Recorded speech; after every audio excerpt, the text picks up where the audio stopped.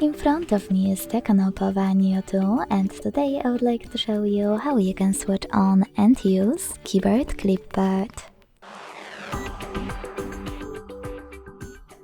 Begin by launching your keyboard and clicking on Clipboard at the top of it.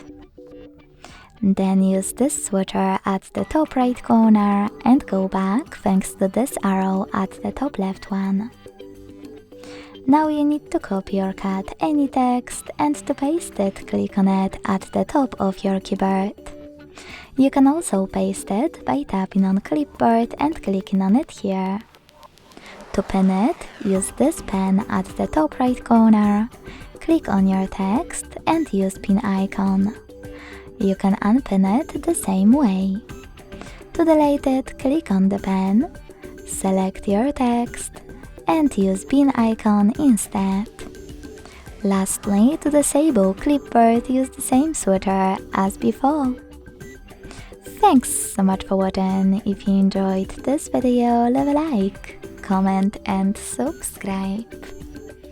Bye!